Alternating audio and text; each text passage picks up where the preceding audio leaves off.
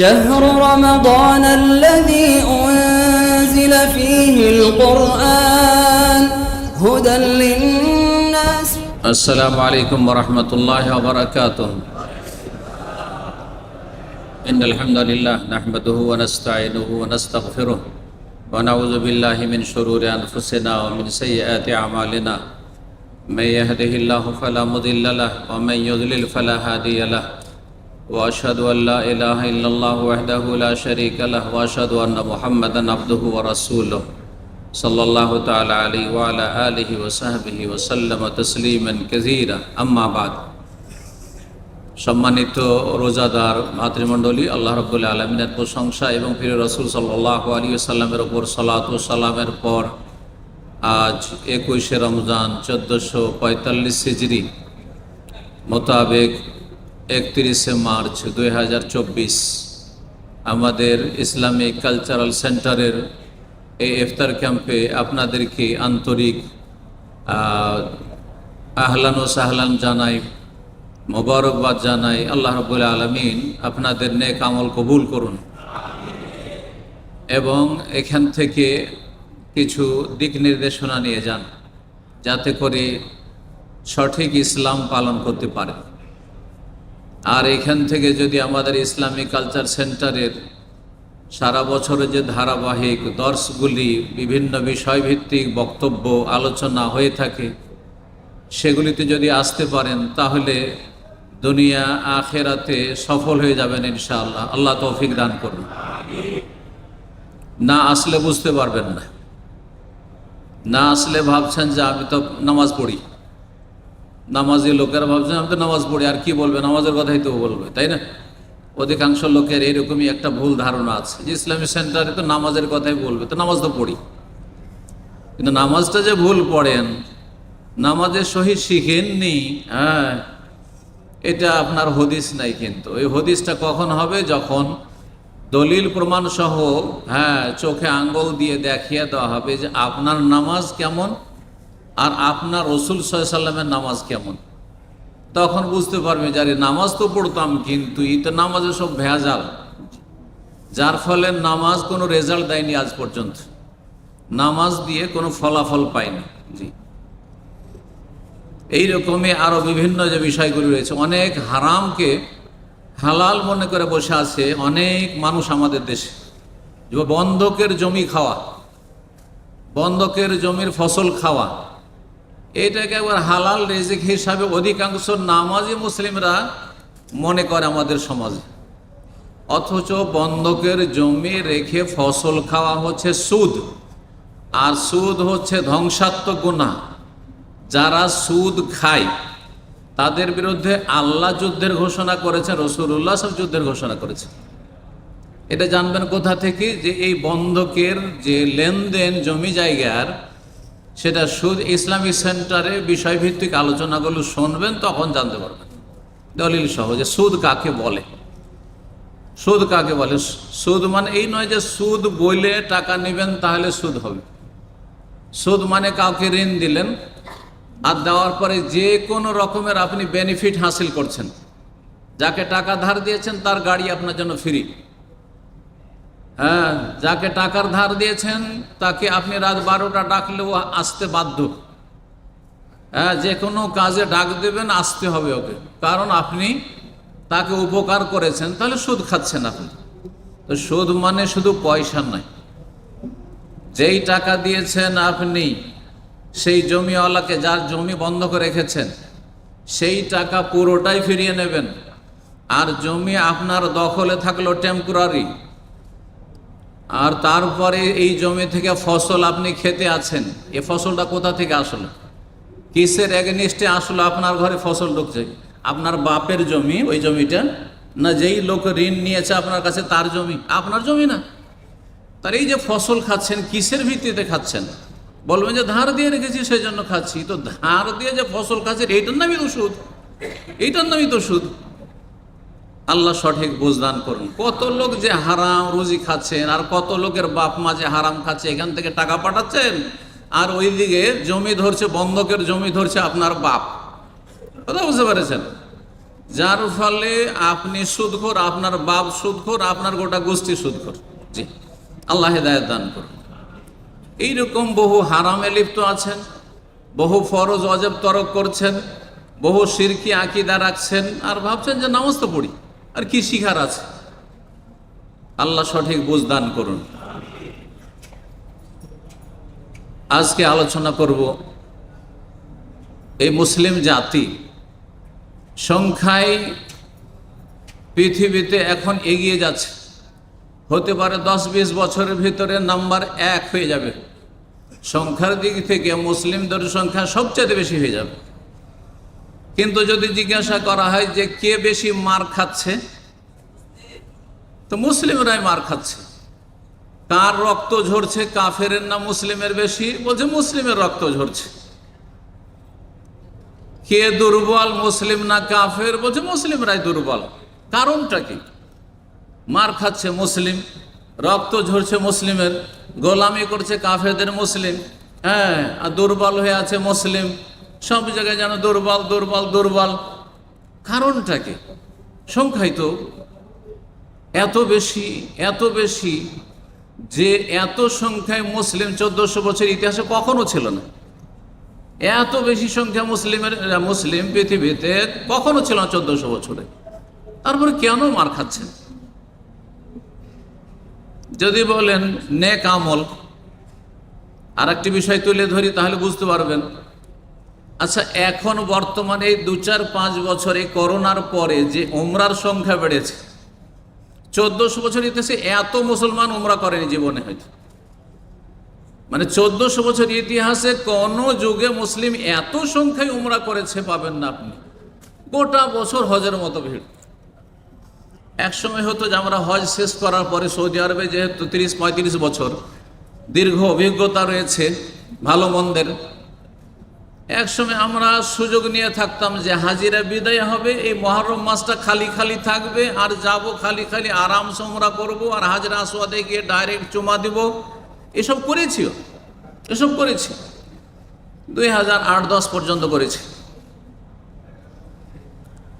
কিন্তু এখন হজের আগেও হজের মতো, রমজানে তো হজের মতো আছেই অবস্থা, কিন্তু হজের আগে পরে যে শাওয়াল মাসে, রমজানের পরে একটু উমরার সংখ্যা কম থাকে, আর যার উমরা করে রমজান মাসে উমরা করা হয়ে গেছে। এই শাওয়াল মাসেও ভিড়ের শেষ নেই, ভিড়ের শেষ নেই। আচ্ছা, হজের পরে মুহররম মাসটা খালি খালি থাকতো আগে, মুহররম মাসেও হজের মতো ভিড়, জায়গায় পাওয়া যায়, যখনই যান জায়গা পাওয়া যায় না। আজকাল হারামে গিয়ে জুমা পড়লে 10টার আগে মসজিদে গিয়ে ঢুকে থাকতে হবে। 10টা থেকে 1টা পর্যন্ত পেশাব পায়খানা বন্ধ করে বসে থাকে কি যেমন তেমন কথা নাকি? মহা মুশকিল হয়ে গেছে আজকাল। তাহলে মুসলমানরা তো ভালো কাজ করছে, উমরা করা ভালো কাজ নয়? হ্যাঁ, কাবা ঘর তওয়াফ করা ভালো কাজ নয়? এই কাজগুলো তো মুসলিমরা এখন আরো বেশি করছে। তারপরে কেন মুসলিমরা দুর্বল? তারপরে কেন মুসলিমরা গোলামি করছে? তারপরে কেন মুসলিমদের রক্ত ঝরছে? হ্যাঁ, আর মুসলিমদের পক্ষ থেকে প্রতিবাদ করার কোনো লোক নাই। কেন? কেন? একটা কাফের যদি পৃথিবীতে কোথাও মারা যায়, তাহলে সারা পৃথিবীর কুফরি শক্তি সব একেবারে হইচই শুরু করে দেবে। কিন্তু মুসলমানদের রক্ত মনে হচ্ছে যে হ্যাঁ, নদী নালার পানির চাইতেও সস্তা। কারণটা কি? কেন এইরকম দুর্বল কেন? আর এই দুর্বলতা থেকে মুক্তি লাভের উপায় বাকি? বেশি হজ করলে, বেশি উমরা করলে মুক্তি লাভ হবে? না না না, ওখান থেকে শুরু করতে হবে যেখান থেকে আল্লাহ শুরু করেছেন, ওইখান থেকে শুরু করতে হবে যেখান থেকে রাসূলুল্লাহ সাল্লাল্লাহু আলাইহি ওয়াসাল্লাম শুরু করেছেন। আমার আপনার লাইফ শুরু করতে হবে সেখান থেকে যেখান থেকে ইসলাম শুরু করতে বলেছে। ইবদাউ বিমা বাদা আল্লাহু বিহি। রাসূলুল্লাহ সাল্লাল্লাহু আলাইহি ওয়াসাল্লাম যখন হজ উমরায় সাফা মারওয়ার সাই করতে আসতেন, তখন সাফার কাছাকাছি হইলে বলতেন যেখান থেকে আল্লাহ শুরু করেছে সেখান থেকে তোমরা শুরু করো, যেখান থেকে আল্লাহ শুরু করেছেন সেখান থেকে শুরু করো। সাফা মারওয়ার যখন সাই শুরু করবেন, আগে মারওয়া থেকে শুরু করবেন না আগে সাফা থেকে শুরু করবেন? কেন সাফা থেকে শুরু করবেন? ধরেন আজকাল দাম্মাম থেকে যারা উমরায় যাচ্ছেন, এদিকে মোয়াল্লা, এদিকে সোলেমানি, এইদিকে আপনাকে বাস নামাচ্ছে, সুবিধা। তাহলে আপনার যারা মারওয়া কাছে, তা আপনি যদি মারওয়া থেকে শুরু করে দেন যে এই দিক থেকেই সেরে নেব, আগে মারওয়া পরে সাফা, তো আপনার হবে, উমরা হবে? হ্যাঁ, হবে? উমরা হবে না, হজ হবে না, কারণ আপনি উল্টা কাজ করলেন, উল্টা কাজ করলেন। ইবদাউ বিমা বাদা আল্লাহ বিহি, যেখান থেকে আল্লাহ শুরু করেছে সেখান থেকে শুরু করতে। ইন্না সাফা ওয়াল মারওয়াতা মিন শাআইরিল্লাহ, আল্লাহ বলছেন নিশ্চয় সাফা এবং মারওয়া আল্লাহর নিদর্শনাবলীর অন্তর্ভুক্ত। আগে আল্লাহ সাফার কথা বলেছেন, পরে মারওয়ার কথা বলেছেন। আপনার ঘোরা হোক, আর পেরেশানি হোক, আর ভিড় হোক, আর যাই হোক, কিভাবে যাবেন সেটা আপনি বুঝবেন, কিন্তু আগে আপনাকে সাফাতে ঢুকতে হবে, সাফা থেকে মারওয়া সাই করে আসতে হবে। ঠিক ওই রকম ইসলামিক লাইফে আগে হজ করলে হবে না, আগে বেশি বেশি উমরা করলে, পয়সা আছে উমরা করলে হবে না, হ্যাঁ, আগে বেশি বেশি জিকির আজকার করলে হবে না। আগে যেটা আল্লাহ করতে বলেছে সেটা করতে হবে, সেটা হচ্ছে লা ইলাহা ইল্লাল্লাহ ঠিক করতে হবে, লা ইলাহা ইল্লাল্লাহ ঠিক করতে হবে। আপনারা বলবেন যে আমাদের তো লা ইলাহা ইল্লাল্লাহ আছে, কে নেয় আমাদের কাছ থেকে লা ইলাহা ইল্লাল্লাহ? লা ইলাহা ইল্লাল্লাহর কালেমার মন্ত্র আছে, কিন্তু লা ইলাহা ইল্লাল্লাহর অর্থ এবং তার দাবি আর তার বাস্তবায়ন নাই। লা ইলাহা ইল্লাল্লাহর অর্থই অধিকাংশ মুসলিমের বলতে পারবেন না। যারা খুব লম্বা লম্বা জিকির করেন তাদেরকে যদি জিজ্ঞাসা করি যে লা ইলাহা ইল্লাল্লাহর সঠিক অর্থ বলো, তাহলে বলতে পারবেন না। চলেন পরীক্ষা করে, একজন নতুন লোক হাত উঠান, লা ইলাহা ইল্লাল্লাহর শুধু অনুবাদ বলবেন, হাত তুলে বলেন, যে বলবেন হাত তুলেন। এখানে পাস না ফেল বোঝা যাবে। নতুন লোক লা ইলাহা ইল্লাল্লাহর মানে বলবেন। কাছের লোক হলে ভালো ছিল, ওই দূর থেকে বলছে, শুনতে আর ওকে ডাকতে পেরেশানি হয়ে যাও আমাদের। কাছের লোক বলেন। হ্যাঁ, আল্লাহ ছাড়া কোনো মাবুদ নেই। দেখলেন অর্থ ঠিক না ভুল? দেখলেন, আপনারা বলছেন যে ভুল, তো আমি করবোটা কি? আল্লাহ ছাড়া কোনো মাবুদ নেই, অর্থ ভুল। ভালো করে শুনেন, শতকরা 99 জনের বেশি এই অর্থই করবেন। আল্লাহ ছাড়া কোনো মাবুদ নেই, মাবুদ মানে উপাস্য, তো আল্লাহ ছাড়া কোনো উপাস্য নেই। আপনি বাস্তবকে অস্বীকার করতে পারবেন? বাস্তবকে অস্বীকার করতে পারবেন? পারবেন না। বাস্তব মেনে নিতে হবে। আল্লাহ ছাড়া কোনো উপাস্য নেই, মাবুদ নেই, কথাটি হয় মিথ্যা, আর না হলে সব কিছুই মাবুদ। কুফরি কথা এটি হয়ে গেল। কেমন করে? হিন্দুরা দেবদেবীর পূজা করছে, হ্যাঁ, উপাসনা করছে, তো হিন্দুদের উপাস্য মাবুদ এই সব মূর্তিগুলো কিনা? আপনি আল্লাহ ছাড়া কোনো মাবুদ নেই, ও তো আছে তো, হ্যাঁ, দুর্গা আছে। তারপরে যারা মাজারে সিজদা করে তাদের উপাস্য, তাদের মাবুদ হচ্ছে মাজার, তাদের মাবুদ হচ্ছে খাজা বাবা, তাদের মাবুদ হচ্ছে আপনার শাহজালালের কবর মাজার, আর তাদের মাবুদ হচ্ছে বড় পীর আব্দুল কাদের জিলানির মাজার, হ্যাঁ হ্যাঁ, আটসির মাজার, মাইজ ভান্ডারের মাজার, যত পীরের মাজার, বাইজিদ বোস্তামের মাজার, তো অমুকের মাজার, তমুকের মাজার, 360 আউলিয়ার দেশ, সবগুলি তাদের উপাস্য, কারণ তারা ওইগুলোকে ডাকে। তো যাকে ডাকে সেই উপাস্য, যাকে ডাকে সে হচ্ছে উপাস্য। তা আপনি অস্বীকার করতে পারবেন যে আল্লাহ ছাড়া তাহলে মাবুদ আছে, কিন্তু যেই মাবুদগুলি আছে সেগুলি হক নয়, বাতিল। তাহলে বোঝা গেল যে আপনি যদি সঠিক অর্থ করতেন তাহলে ছাঁটাই করতে পারতেন। আপনি এগুলোকেও মাবুদ হিসাবে মেনে নিলেন। তাহলে সঠিক অর্থ কি? যে সঠিক অর্থ বলবে হাত তুলবে। দাঁড়িয়ে বলেন, দাঁড়িয়ে। আল্লাহ ছাড়া সত্য কোনো মাবুদ নেই। আল্লাহ হচ্ছেন সত্য উপাস্য, আর দরগা দুর্গা গাছপালা চন্দ্র নক্ষত্র যার যে পূজা করছে সেগুলি হচ্ছে মিথ্যা বাতিল, সেগুলি হচ্ছে মিথ্যা বা সেই ধর্ম হচ্ছে মিথ্যা, সেই মাবুদ হচ্ছে মিথ্যা, সেই মাবুদের উপাসনা হচ্ছে মিথ্যা। কেউ কেউ মাজারে সেজদা করছে, সেটা হচ্ছে মিথ্যা ধর্ম। ইসলামের কোনো সমর্থন করে না। কথা বোঝা গেছে? আপনি তখন মুসলমান হইতে পারবেন যখন বলবেন আল্লাহ ছাড়া কোনো সত্য মাবুদ নেই। আল্লাহ হচ্ছেন সত্য মাবুদ, আর এগুলো সব বাতিল মাবুদ, এগুলো মিথ্যা মাবুদ। জি, মানুষের তৈরি করা এসব মাবুদ। আর রব যেই মাবুদের ইবাদত দিয়েছেন তিনি হচ্ছেন একমাত্র আল্লাহ রাব্বুল আলামিন। তো লা ইলাহা ইল্লাল্লাহ মানে লা মাবুদা বিহাক্কিন ইল্লাল্লাহ। এর দলিল কোরআনের দুটো আয়াতে রয়েছে, দুটো আয়াতে রয়েছে, সূরা হজে রয়েছে, সূরা লোকমানে রয়েছে। যালিকা বিআন্নাল্লাহা হুয়াল হক। শুনে রাখো ভালো করে যে আল্লাহ হচ্ছেন হক। আল্লাহ কি? আল্লাহ যখন হক, বাকিগুলো কি?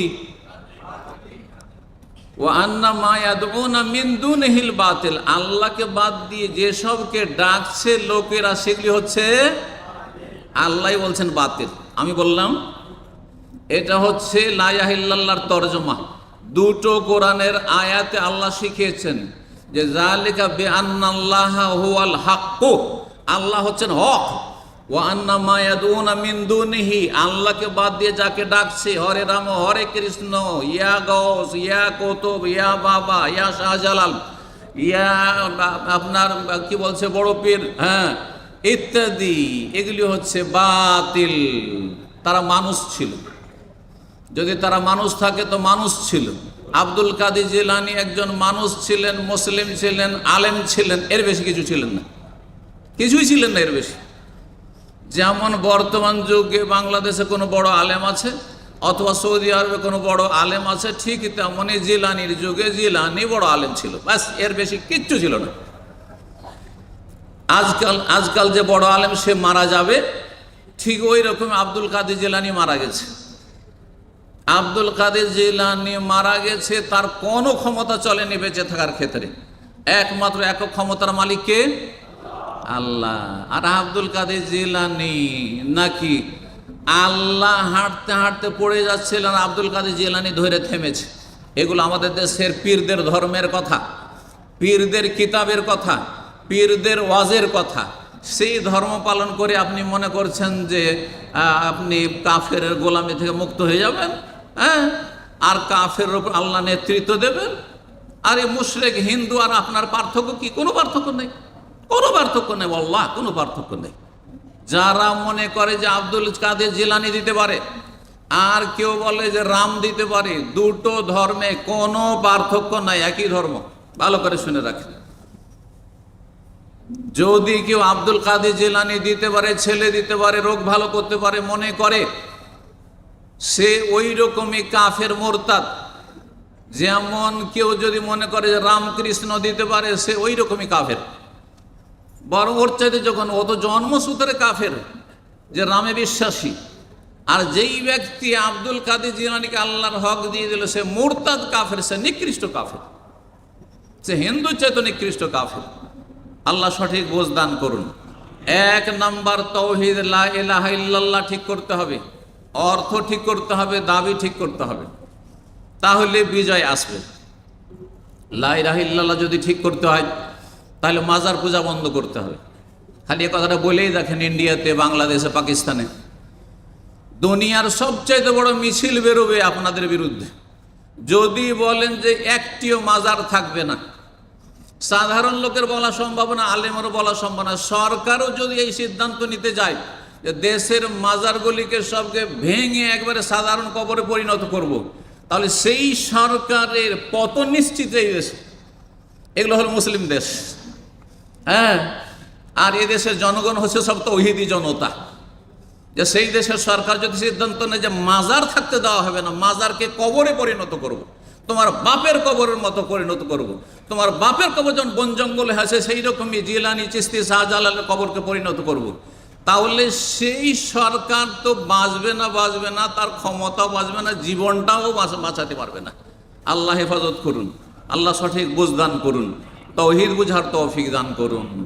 তাওহীদ না থাকলে হবে না। আল্লাহ বলছেন বিজয়ের জন্য, শুনে রাখেন ভালো করে, সূরা নূর আয়াত নম্বর 55, বিজয়ের শর্ত বলছেন ইয়াবুদুনানি লা ইউশরিকুনা বি শাইআ, আমার ইবাদত করতে হবে একমাত্র, আমার সাথে কোনো কিছুকে শরীক যেন না করা হয়। ভালো করে শুনে রাখেন, আয়াত নাম্বার বলে দিলাম, শর্ত কন্ডিশন বলে দিলাম। দেবেন আল্লাহ কি বলছেন, লা ইস্তাখলিফান্নাহুম ফিল আরদি, খেলাফত দেব, খেলাফত, যে খেলাফত হারিয়ে দিয়েছো। আর কে দেব, ওয়ালা ইউমাক্কিনান্না লাহুম দীনাহুমুল্লাযী ইরতাযা লাহুম, তোমাদের দ্বীনকে, ইসলামকে সবচাইতে শক্তিশালী করে দেব, মুসলিম জাতিকে শক্তিশালী করে দেব। ওয়ালা ইউবাদদিলান্নাহুম মিন বাদি খাওফিহিম আমনা, তোমাদের ভয় দূর করে দেব, নিরাপত্তা কায়েম করব। কোন কাফের বলে আর কাফের কুফরি শক্তি বলে, ইহুদি বলে কোনো ভয় থাকবে না, ইহুদি শক্তি বলে, ইসরাইল বলে তোমাদের কোনো ভয় থাকবে না। কিন্তু শর্ত হচ্ছে ইয়াবুদুনানি লা ইউশরিকুনা বি শাইআ, খেলাফত দেবেন, নেতৃত্ব থাকবে সারা পৃথিবীর মুসলিমদের হাতে। ইসলাম মুসলিমরা সবচাইতে শক্তিশালী হবে। মুসলিম আল্লাহর জমিনে চলতে গিয়ে কোনো জায়গায় ভয় পাবে না, দাড়ি নিয়ে আর টুপি নিয়ে আর ইসলামিক ফেস নিয়ে। আজকে ইসলাম নিয়ে আর দাড়ি নিয়ে আর ইসলামী বেশভূষা নিয়ে চলা মুশকিল হয়ে গেছে। কেন? মুসলিম দেশে চলা মুশকিল। কেমন মুসলিম দেশে? যেই দেশে দাড়ি নিয়ে চলা মুশকিল হয়ে গেছে, যেই দেশে ইসলামিক পোশাক নিয়ে চলা মুশকিল হয়ে গেছে, যেই দেশে টাকনার ওপর কাপড় থাকলে চলা মুশকিল হয়ে গেছে, যে এগুলো মনে হয় টেরোরিস্ট আছে, হ্যাঁ এইগুলো মনে হয় সন্ত্রাসী আছে। এই কথা যদি কোনো কাফের বলতো তবুও বড় অত আক্ষেপের বিষয় ছিল না, কিন্তু যদি মুসলিম সমাজের মুনাফিকরা এরকম কথাবার্তা বলে, তাহলে ইসলামের দুর্দশা যে কতদূর পৌঁছেছে সেটা কল্পনা করা যায় না। আল্লাহ হেফাজত করুন, আল্লাহ বুঝার তৌফিক দান করুন। সম্মানিত ভাতৃ মণ্ডলী, 1 নম্বর বা 2 নম্বর বলছি, সেটা হচ্ছে 5 ওয়াক্ত নামাজ কায়েম করতে হবে। আজকাল যারা উমরা যাচ্ছে ওরাকে যদি বলেন তোমাকে 5 ওয়াক্ত নামাজ পড়তে হবে, ফজর পড়তে হবে, বলছে আরো 10টা উমরার টাকা নিয়ে নাও, কিন্তু নামাজ পড়তে পারবো না। যারা উমরা যাচ্ছে অধিকাংশই বাসে উঠে বলেন ওদেরকে, তো বলবে যে আরো 10টা টিকিট দিয়ে দিচ্ছি, 10 জনকে ফ্রি তোমরা নিয়ে যাও, 10 জনের উমরা আমি করিয়ে দিচ্ছি, কিন্তু ফজরের নামাজ আমার দ্বারা পড়া হবে না। তাহলে এই জাতিকে আল্লাহ মদদ করবেন, হ্যাঁ, এই জাতিকে আল্লাহ গোলামি মুক্ত করবেন, এই জাতিকে আল্লাহ সম্মানিত করবেন, এই জাতিকে আল্লাহ খেলাফত দেবেন, এই জাতিকে কাফের গোলামি থেকে আর মার খাওয়া থেকে মুক্ত করবেন। এই জাতির দোয়া কবুল হবে যে আল্লাহ সাহায্য কর, আল্লাহ সাহায্য করো, হ্যাঁ এইভাবে দোয়া কবুল হয় না, না না, কখনো দোয়া কবুল হবে না। আল্লাহ সঠিক বুঝদান করুন। আগে ফজরের নামাজ পড়ার আল্লাহর সাথে ওয়াদা করেন, আর ফজর যদি আপনি আল্লাহর সাথে ওয়াদা করে পড়তে পারেন তো বাকি 4 ওয়াক্ত মিস হবে না আপনার। 5 টাইম নামাজ পড়তে হবে। এর দলিল সূরা হজে রয়েছে। বিজয়ের জন্য আল্লাহ বলছেন আল্লাযীনা ইন মাক্কান্নাহুম ফিল আরদ, আমি যদি মুসলিমদেরকে আল্লাহর জমিনে, আমার জমিনে শক্তিশালী করি, মাক্কান্নাহুম ফিল, পৃথিবীতে প্রতিষ্ঠিত করি, শক্তিশালী করি, ক্ষমতাধর করি, তাহলে কি করবে? 1 নম্বর আকামুস সালাতা, নামাজ কায়েম করবে। বলেনি যে বেশি বেশি উমরা করবে, বেশি বেশি হজ করবে, আর মক্কা মদিনায় হোটেল খুঁজে পাওয়া যাবে না, সব ফুল হয়ে থাকবে, এইসব কথা বলা হয়নি। বলা হয়েছে আকামুস সালাতা, নামাজ কায়েম করবে, নামাজ কায়েম করবে, নামাজ কায়েম করবে। আসসালাত আসসালাত। নবী করিম সাল্লাল্লাহু আলাইহি ওয়াসাল্লামের ইন্তেকালের একেবারে ওই মুহূর্তে, ইন্তেকালের পূর্ব মুহূর্তে, যার পরে আর কোনো কথা বলেননি। 2টি কথা বলেছেন, একটি আল্লাহর সবচেয়ে বড় হকের কথা, আর একটি মানুষের সবচেয়ে বড় হকের কথা। কে বলতে পারে? যে বলবে হাত তুলবে। হ্যাঁ, আসসালাত, জি। আর তোমাদের অধীনে যারা চাকর চাকরানি রয়েছে, তোমাদের অধীনস্থ রয়েছে, তোমাদের কর্মচারী রয়েছে, হ্যাঁ তোমাদের মালিকানাধীন রয়েছে, তাদের সাথে ভালো আচরণ করবে। আল্লাহর হক আদায় হবে 5 ওয়াক্ত নামাজের মাধ্যমে। সলা সলা সলা করেছেন রাসূলুল্লাহ সাল্লাল্লাহু আলাইহি ওয়াসাল্লাম। জি, আসসালাত আসসালাত আসসালাত ওয়া মা মালাকাত আইমানুকুম। আর তোমাদের অধীনস্থ যে দাস দাসীরা রয়েছে তাদের সাথে সদ্ব্যবহার করে সদ আচরণ করবে। গরিবের সাথে খারাপ আচরণ করবে না, দুস্থদের সাথে খারাপ আচরণ করবে না, সমাজের দুর্বলদের সাথে খারাপ আচরণ করবে না, সমাজের যারা অসহায় তাদের সাথে তাদের পাশে দাঁড়াবে, তাদের সাথে দুর্ব্যবহার করবে না। আল্লাহ রাব্বুল আলামিন যেন সঠিক বুঝ দান করেন। 2 নম্বর বিজয়ের জন্য শর্ত, তাওহীদের পরে লা ইলাহা ইল্লাল্লাহর প্রতিষ্ঠার পরে কি বললাম? 5 ওয়াক্ত নামাজ পড়তে হবে। 3 নম্বর বলছেন ওয়া আতাউ যাকাতা, যাকাত দিবে। যাকাত দেয় না। অনেক লোক হজ করছে ঠিকভাবে, যাকাত দেয় না। হজে ত্রুটি নেই, নফল হজ প্রতি বছর হজে আসছে ভিআইপিরা, বড় বড় অঙ্কের পয়সা দিয়ে আসছে, আর 5 স্টার হোটেলে থেকে হজ করে যাচ্ছে, কিন্তু ঠিকভাবে যাকাত গরিবদের জন্য আদায় করে না। ওয়াতাউ যাকাত। আর তারপরে 4 নম্বর আমারু বিল মারুফ, ভালো কাজের উপদেশ দিতে হবে। গ্রামের মানুষকে, এলাকার মানুষকে, দেশের মানুষকে ভালো কাজের উপদেশ দিতে হবে। পাপকে, পাপীকে নির্মূল করতে হবে, নেকির কাজকে বাড়াইতে হবে, যারা নেকির কাজ করে তাদেরকে শক্তিশালী করতে হবে। ওয়া নাহা আনিল মুনকার, অন্যায় কাজে বাধা দিতে হবে। 5 নম্বর হচ্ছে অন্যায় কাজে বাধা দেবে। দেশে অন্যায় কাজ হতে দেওয়া যাবে না, সমাজে অন্যায় কাজ হতে দেওয়া যাবে না, গ্রামে অন্যায় কাজ হতে দেওয়া যাবে না, মহল্লাতে অন্যায় কাজ হতে দেওয়া যাবে না, বাড়িতে পরিবারের ছেলে মেয়েদের মাঝে অন্যায় কাজ হতে দেওয়া যাবে না। এই 5টি গুণ যদি থাকে, আবার সংক্ষেপে 5টি গুণ বলে দিচ্ছি। 1 নাম্বার বলছি, কি বললাম 1 নম্বরে? হ্যাঁ, তাওহীদ, লা ইলাহা ইল্লাল্লাহ, শিরক মুক্ত সমাজ গড়তে হবে, শিরক মুক্ত দেশ গড়তে হবে, শিরক কুফরি মুক্ত, দরগা দুর্গা মুক্ত সমাজ তৈরি করতে হবে, পরিবার তৈরি করতে হবে, দেশ তৈরি করতে হবে, জাতি তৈরি করতে হবে। 2 নম্বর 5 ওয়াক্ত সালাত আদায় করতে হবে। 3 নম্বর হ্যাঁ, যাকাত দিতে হবে ঠিকভাবে পয়সাওয়ালাদেরকে, যাদের যাকাত ফরজ হয়ে রয়েছে প্রতি বছরে। 4 নম্বরে কি বললাম? ভালো কাজের উপদেশ দিতে হবে। 5 নম্বরে অন্যায় কাজে বাধা দিতে হবে। ভালো কাজে উপদেশ দেওয়ার, অন্যায় কাজে বাধা দেওয়ার উদাহরণ সম্পর্কে রাসূলুল্লাহ সাল্লাল্লাহু আলাইহি ওয়াসাল্লাম বলেছেন যে একটি পানি জাহাজের মতো। ধরেন আমাদের ইফতার ক্যাম্পে যে আমরা বসে আছি, এখানে 1000 খানেক লোক, হ্যাঁ, তো এই আমরা একটা পানি জাহাজে আছি, আমরা একটি পানি জাহাজে আছি, আর পানি জাহাজটি দোতলা পানি জাহাজ। নিচে একদল আছে আর ওপরে আরেক দল আছে। ওপরে যারা আছে তারা পানি থেকে দূরে আছে। ওপরের বাবুরা তো মাশাআল্লাহ ওপরে বসে আছে, পানি থেকে দূরে বসে আছে। নিচের লোকদের পাশেই কিন্তু পানি। তারা কি করতে লেগেছে? নিচে ছিদ্র করা শুরু করেছে। নিচে হ্যাঁ, হাতুড়ি দিয়ে বা ধারালো অস্ত্র দিয়ে পানি জাহাজকে ফুটো করা শুরু করেছে, আর জাহাজ সাগরে ভাসছে। এইরকম যদি পরিস্থিতি হয়, আর সেই সময় 2 তালার ভদ্রলোকেরা যদি বলে যে তোরা আদা খাবি, স্বাদ পাবি, আমরা 2 তলায় আছি, আমরা ডুববো না, তোরা ডুবে মরবি, কথাটা ঠিক না? কথাটা বোকামি। তাহলে এরা যদি ছিদ্র করে দেয়, তাহলে ডুববে কারা? হ্যাঁ, কারা ডুববে? নিচু তলার লোকেরা আগে ডুববে, আর তারপর ওপর তলায় যারা আছে তারাও ডুবে, গোটা জাহাজটা শেষখানে কি হয়ে যাবে? পানিতে তলিয়ে যাবে। হালাকু জামিয়ান। নবী সাল্লাল্লাহু আলাইহি ওয়াসাল্লাম সহিহ বুখারীর হাদিস, ফাইন তারাকুহুম, যদি তাদেরকে ছেড়ে দেয় যে আদা খাবি, স্বাদ পাবি, তোরা ছিদ্র করছিস, তোরা ডুববি, আমরা ওপরে আছি, তাহলে ধ্বংস হবে। হালাকু জামিয়ান, সবাই ধ্বংস হয়ে যাবে।